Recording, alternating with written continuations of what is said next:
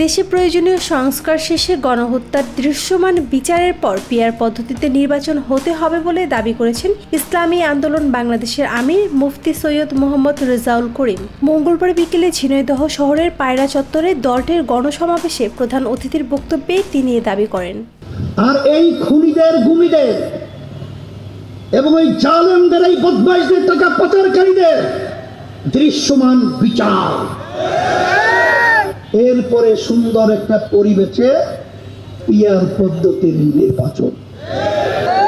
এই জন্য আমার বাজানদেরকে বলবো, আমি আমার দায়িত্ব পালন করছি, আপনাদের কাছে বলে রেখে গেলাম, যারা পরীক্ষিত, যারা দেশ পরিচালনা করেছে, আবার তারা এই বাংলাদেশের মস্ত দেশে নতুন ভাবে আমাদেরকে কি সুন্দর দেশ উপহার দেবে, এটা আমাদের বুঝতে আর বাকি নেই।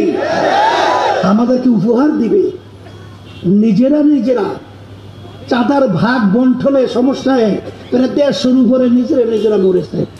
যারা এর আগে রাষ্ট্র পরিচালনা করেছেন, আবার তারা মসনদে বসে নতুনভাবে কি সুন্দর দেশ উপহার দেবে তা আমাদের বুঝতে বাকি নেই বলেও মন্তব্য করেন বক্তারা। গণসমাবেশে ইসলামী আন্দোলন বাংলাদেশ কেন্দ্রীয় সিনিয়র যুগ্ম মহাসচিব মাওলানা গাজী আতাউর রহমান, নায়েবে আমির অধ্যক্ষ মাওলানা আবুল আউয়াল, জেলা শাখার সভাপতি ডাক্তার এইচ এম মুমতাজুল করিম, জেলা জামায়াত আমির ও এনসিপির নেতৃবৃন্দ উপস্থিত ছিলেন।